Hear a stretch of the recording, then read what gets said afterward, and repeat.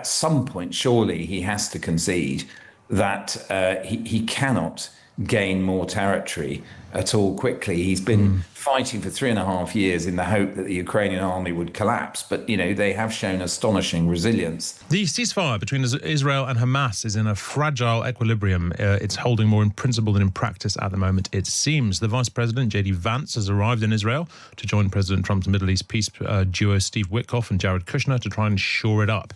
I'm joined now by the Sunday Times columnist and foreign affairs expert Mark Urban. Mark, good morning.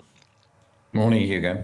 Good to have you with us as always, Mark. Look, how sustainable is the ceasefire in its current form? Because I think a lot of people are beginning to worry.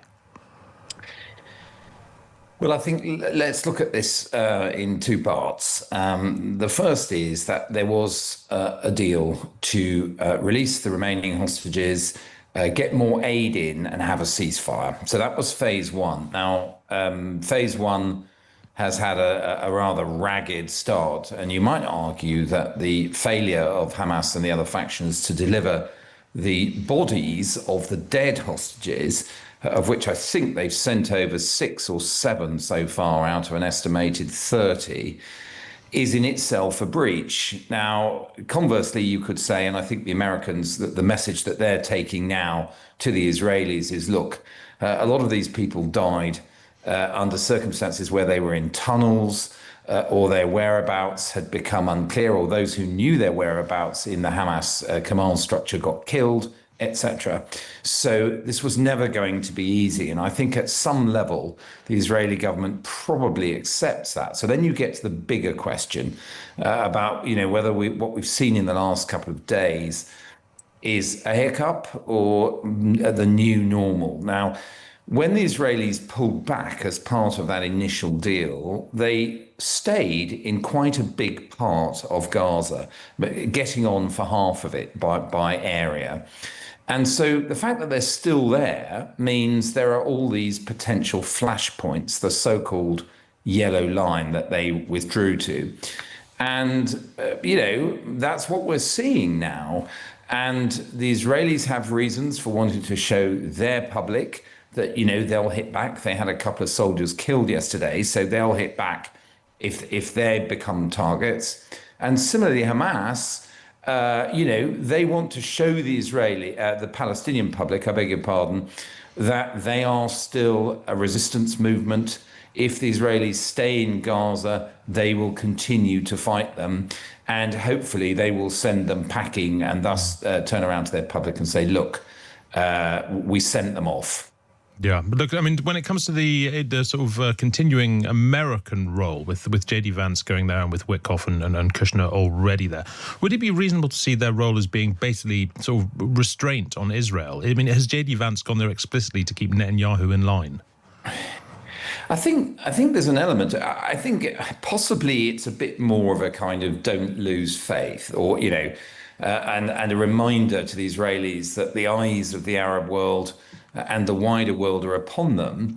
And if they're not seen to give this a chance, they will do further damage to their international standing, and perhaps cement the view that Netanyahu never really wanted to have a peace deal in the first place. Now, I don't think it's that simple. I think there are reasons why Netanyahu would like the war to stop.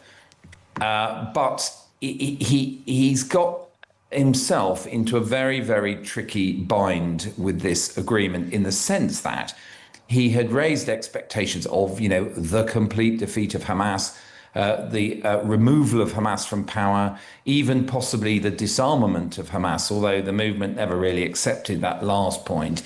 And so if they are still obviously in business and attacking Israeli soldiers and killing them, it's very hard for him to go to the Israeli public. He's facing an election next year and make that claim credibly. So, I think there are many reasons why he would like to stop this, but equally he's caught with those very fundamental types of war objectives that he set. And the fact that the Israeli public, of course, blame him as well, many of them, for the original failure of security, the attack of the 7th of October 2023. So he has a lot at stake. And I guess what he has to do, and I guess what the Americans will be trying to lead him to, is to stop the exchanges of fire for long enough for the process to consolidate, for more aid to get in, and for those countries that have been toying with the idea of sending in troops to be part of the international stabilization force, which is, we could do another whole answer about that and the role that's supposed to play, that there is a peace to be kept. Well, I mean, the place is not still a roiling battlefield. So it is important, I think, to just try and get things under tighter and closer control. Well, I mean, turning very much in that direction, Mark, you've been writing on your Substack about the rise of Qatar to become one of the world's key players.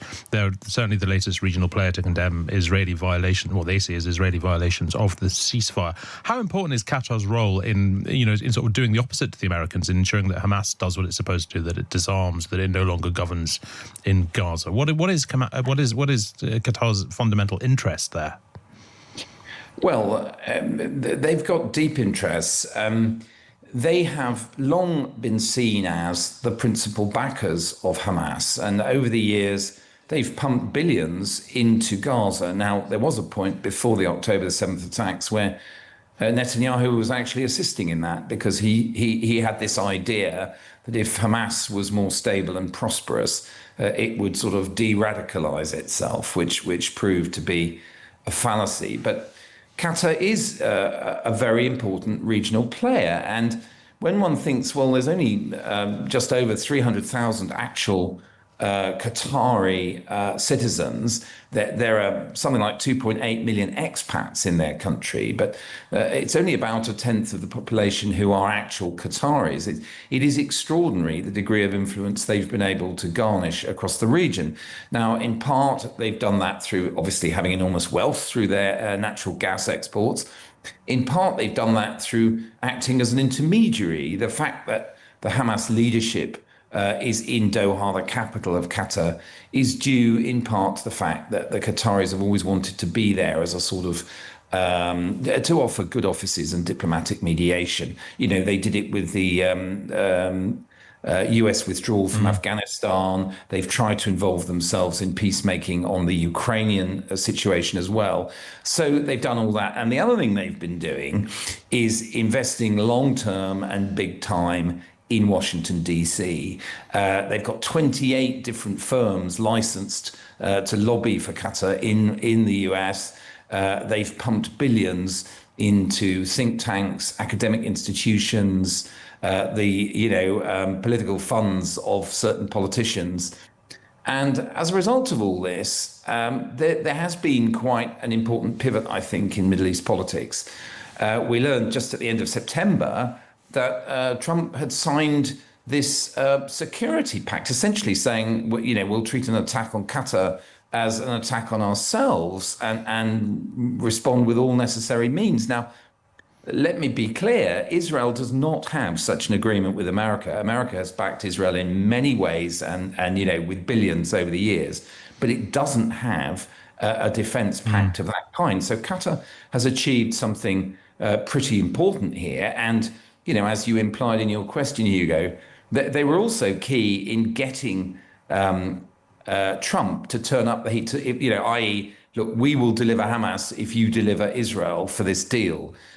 So they have played a key role. And the question now will be, if Witkoff and Vance and others are trying to say to Netanyahu, don't lose faith, you've got to get beyond this opening phase in this deal, will Qatar do the same with Hamas? Sure. Look, while I've got you, Mark, let's turn briefly to the other war, the war in Ukraine, because we understand President Trump no longer believes that Ukraine could or should regain territory lost to Russia following discussions last week. That's what we understand. He wants battle lines to be frozen, the battle lines to be frozen where they are as a kind of final settlement. Is Vladimir Putin remotely likely to accept frozen battle lines? Well, he could. I mean, we did think, if we'd been having this conversation this time last year, and we probably did, that would be acceptable to Putin. But as we've seen the diplomacy moving back and forth since Trump's inauguration, as Trump apparently changes his mind on these fundamental issues, a few weeks ago, he was saying the Russian army was a paper tiger and that Ukraine could sort of get all its territory back. Now he seems to have gone back to this position which is much closer to the Russian one, that, Ukraine just has to accept that it's lost those territories in the east and south of the country. Why isn't this enough for Putin? There are lots of speculative explanations for that. Maybe he's living in a fool's paradise in which the information he's being given understates the losses to his army and the economic damage being done, for example, by Ukrainian strikes on the Russian oil sector. But at some point, surely he has to concede that he cannot gain more territory at all quickly. He's been fighting for 3.5 years in the hope that the Ukrainian army would collapse, but they have shown astonishing resilience.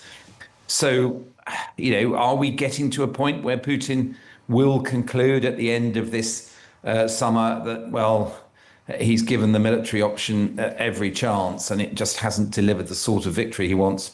I can't say. So look, we've got the Budapest summit in the coming weeks where Trump and Putin are supposed to meet in Budapest. Could that be the moment where the end begins to begin, if you see what I mean? It's really hard. I mean, one of the questions here is, does Putin see Trump's willingness to have these meetings as a sign of weakness, or a sign that, the negotiating room is open and that he can make further gains at negotiating table that he's been unable to make on the battlefield? Possibly. So possibly Trump's readiness to have this meeting in Budapest will just encourage Putin in those beliefs. But as we know, once Putin got to Alaska, now we're getting sort of leaked versions of what happened, that actually it was a pretty stormy meeting. That Putin didn't get what he wanted, and Trump rebuffed him quite harshly, and the whole thing therefore ended early, and some other things we had sort of detected at the time. But could it be? I mean, look, at some point, if Putin does indeed change his mind and understand that he's got to stop for economic and human cost reasons, well, he will have to show his hand at some point. But, right now, I wouldn't bet on that being Budapest. Thank you very much indeed, Mark Urban. Always great to have you on the show. Thank you, Mark.